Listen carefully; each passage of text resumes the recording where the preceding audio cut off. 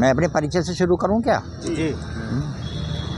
मैं मनमोहन शर्मा 2007 में प्राकृतिक खेती से जुड़ा। अपने खाने के लिए जो हमें वहाँ दिल्ली एनसीआर में रहते हैं हम लोग, तो जो हमें मिल रहा था वो हमें कुछ ऐसा महसूस हुआ कि वो हमारे शरीर के लिए परफेक्ट नहीं है, उससे प्रॉब्लम्स रहती थी। तो जब ऐसा महसूस हुआ तो मैंने फिर 2 एकड़ ज़मीन लेके थोड़ा अपने घर के लिए कुछ खाना पैदा करना शुरू करा, जो आगे चल के मेरा प्रोफेशन बन गया। और आज काफ़ी सारी अच्छी तादाद है मेरे पास कस्टमर्स की, और साथ में अच्छी खासी तादाद है ज़मीन की।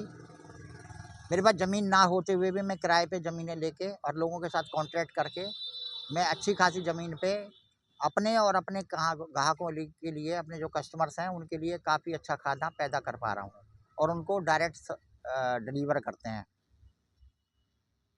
अच्छा बाबूजी, आप किसानों के लिए कुछ कहना चाहेंगे क्या? किसानों की जैसी हम हालत समझते हैं, जैसा हम महसूस कर रहे हैं कि किसान लगभग प्रॉफिटेबल नहीं है आज के समय में, तो आप क्या कहना चाहेंगे इस विषय में?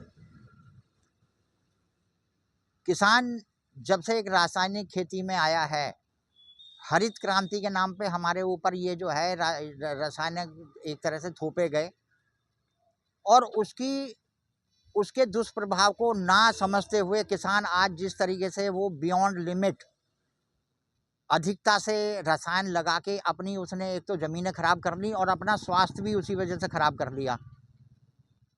वो इस कदर इसमें घुस गया, एक तरह से लिप्त हो गया है कि उसमें से निकलना मुश्किल हो पा रहा है। किसान ने रासायनिक खेती पे जाने के लिए उसके पास उस समय ऑप्शन नहीं था कि उसे अपनी जो है प्रोडक्टिविटी बढ़ानी थी, लेकिन वो प्रोडक्टिविटी इतनी बढ़ाने के चक्कर में उसने अपने घर के पशु ख़त्म कर दिए, जिससे उसका जो गोबर, जो हमारे गाय माता से जो हमें गोबर मिलता था, गौमूत्र मिलता था, जो हमारे लिए बहुत फर्टाइल चीज़ है, उसको उसने ख़त्म कर लिया और रासायनिक की तरफ चला गया।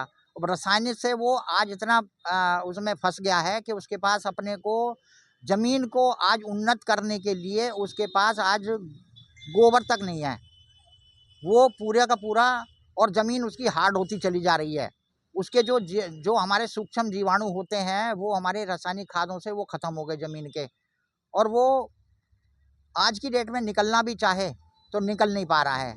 तो मैंने उनके लिए एक छोटा सा वो बनाया कि भाई कम से कम जितनी तुम्हारे पास ज़मीन है उसमें से 10% 5% पे अपने खाने के लिए किसी भी तरह करके, मैं मार्केट में बेचने की बात नहीं कर रहा, अपने खाने के लिए कम से कम वो पैदा करे और वहाँ से शुरुआत करे।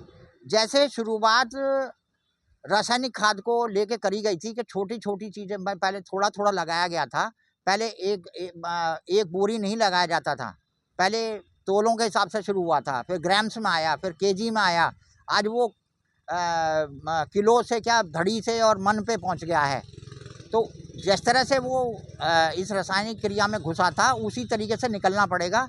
सबसे पहले अपने खाने के लिए शुरुआत करें, उसके बाद वो जैसे बढ़ सकता है, जैसे उसको अगर जब खाना अच्छा हो जाएगा, शुद्ध अच्छा हो जाएगा, जब शुद्ध अन्न मिलता है तो उसका मन भी शुद्ध होता है। ये हमारी ये तासीर में आ गया है। आज के जो रासायनिक को खाते-खाते हमारे मन भी विशुद्ध हो गए हैं और शरीर में जान ख़त्म हो गई है। तो अगर वो खाना शुरू करेगा तो हो सकता है कि मेरा सोचना है कि वो वापस अपने इसको त्याग के अपनी प्राकृतिक खेती पे आ सकता है, जिसके लिए उसे गाय माता तो पालनी पड़ेगी घर में। बिना गाय माता पाले वो उसमें से नहीं निकल सकता। तो 2 काम करने की मैं उसको सलाह देता हूँ।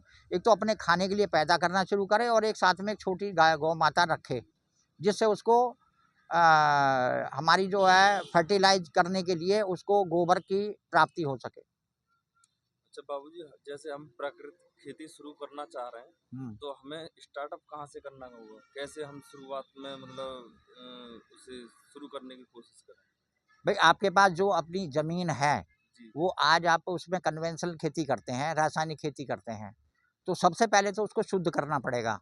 अब उसके शुद्ध करने के कई तरीके हो सकते हैं, जो अलग-अलग तरीके से अलग-अलग प्रक्रिया होती हैं। आसान तरीका क्या है इसमें? आसान तरीका ये है, उसमें लंबी फसलें बो के आप किसी भी चीज़ को, किसी भी इंग्रेडिएंट्स को आप खेती में से नहीं निकाल सकते। लंबी फसली खेती करके कि जितनी लंबी फसल जाएगी उसमें उसको वो उतना खिंचाव करेगी, तो वो रसायनों को, जितने रसायन हैं उसको निकालेगी। तो अब लंबी फसली खेती करके आप उसको शुद्ध कर सकते हैं।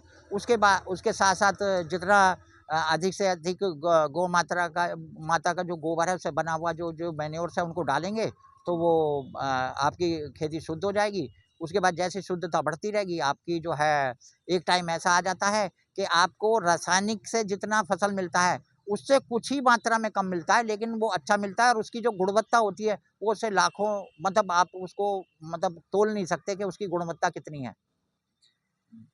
अच्छा बाबूजी, इसमें गोबर का जो हम उपयोग करना है तो वो हमें किस फॉर्म में करना है? डायरेक्ट गोबर डालना है या वर्मी कंपोस्ट बनाना है या लिक्विड बना के उसे हमें यूज करना है उसमें? देखो, आपने पहले भी देखा होगा गांव में कूड़ियाँ पड़ती थी, वो 3 साल में तैयार होती थी।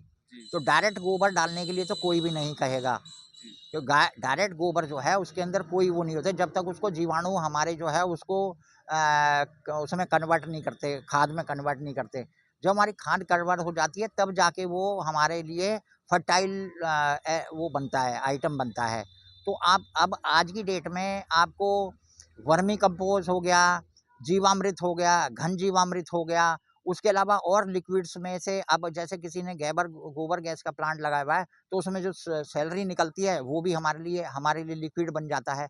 तो आज की डेट में लिक्विड को जमीन में देने के फायदे ये होते हैं कि वो सीधा उसमें डायरेक्ट इन्वॉल्व हो जाता है, डिकम्पोज होके जाता है तो वो जल्दी से मर्ज हो जाता है प्रोसेस और उसके रिजल्ट भी उसी हिसाब से तेजी से मिलने शुरू हो जाते हैं। हम खाद डालते हैं, खाद को फैलाना पड़ता है, उसके बाद वो उसके साथ डिकम्पोज होती है।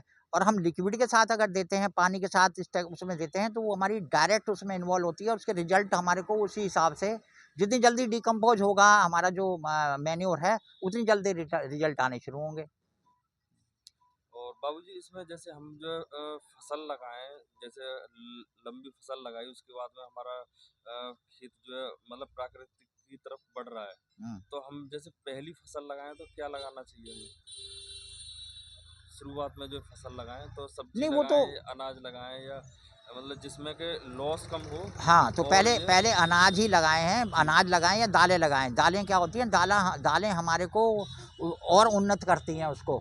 जी उसके जो छोटे पत्ते होते हैं वो उसमें गिरते हैं तो हमारे खेत को और उन्नत करते हैं और हरी खाद मिल जाती है आराम से हमारे को। तो आप दालें लगा सकते हैं, अनाज भी लगा सकते हैं, बाकी जो सीज़नल होगा वो उस समय जो सीज़न बैठेगा उस हिसाब से आपको लगाना पड़ेगा। मतलब फर्स्ट प्रायोरिटी वैसे दाल की रखते हैं हम। हाँ, दाल का सीज़न है तो भी लगाएँगे ना, जी अगर दाल का सीज़न नहीं है तो दाल नहीं लगा सकते ना। जी